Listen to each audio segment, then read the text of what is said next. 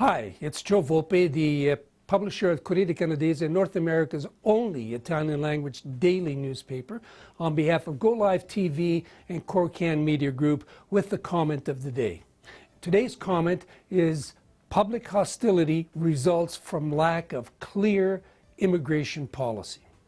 Now, for us at the Corriere Canadese, the last couple of years of the Harper government on issues relating to immigration initiatives had become head-scratching experiences in futile efforts to make rhyme or reason of their exercises. Their successors appeared determined to follow in their path. The last two ministers of the Harper regime on immigration, Jason Kenney and Chris Alexander, had become comic book caricatures flailing about in search of a policy with a rationale that eluded them or anyone with common sense. More often than not, true to the time-honored conservative reform traditions, immigration was framed in the context of national security. Old stock immigrants, potential and real, were given pride of place in the application system. Whether for working holiday visas, family reunification, or economic class, one was left to assume that this type of potential immigrant poses less of a threat to our values and way of life. After all, they're old stock, they're one of us, they are, European. Last week, Prime Minister Trudeau was confronted by a Quebec version of the old stock, les Québécois de souche, old stock Québécois, otherwise previously known as pure laine.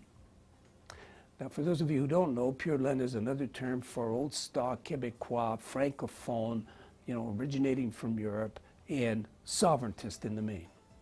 The video of his exchange with a woman who insisted on getting an answer to two questions. She sounded like Premier Ford. First, she asked, "Where's the 140 million you owe Quebec for the refugees you are introducing in our midst?" Secondly, "What are you doing for our old stock Québécois?" An RCMP detail, undercover mind you, tried to hustle the woman away, but not before the Prime Minister defiantly branded her a racist. She may well have been. Cynics will say it is all contrived. It served Mr. Trudeau's messaging that he alone stands for unity against polarizing divisive policies. People are doubling down on the Conservatives, who are being tagged with this staged heckling. Angus Reid, a public polling company, coincidentally, on Tuesday, published results purporting to show a growing dissatisfaction with immigration levels, overall number, and types of applicants. They're increasingly skeptical of the tangible economic benefits of increased immigration. Is it any wonder? Premier Ford is asking $200 million as a shortfall. Mayor Tory is demanding a further $64.5 million in unforeseen expenditures. The Québécois heckler, speaking for who knows whom, harangues for $140 million more. And all of this for the questionable refugees from a safe third country, the United States of America, which had already accepted them as refugees. Now, Minister Goodale, the minister responsible for border security, says we are doing a great job in keeping the unwanted from staying in Canada. I'm cynical, I guess, especially if they're integrated families with children, some of them born in Canada. We're in the middle of an election cycle at all three levels of government. So, claims and statements are probably best ingested after an application of an extra grain of salt, if not a whole bagful.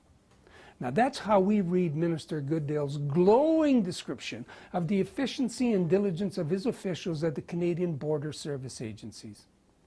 They're keeping us safe. They're making sure that they will remove irregular, illegal entrants, provided they don't come from the United States of America. Joe Volpe, on behalf of Corriere Canadese, GoLive TV, Corriere Media Group, inviting you to stay tuned for a comment in Italian and subsequently in Portuguese. Thank you for watching.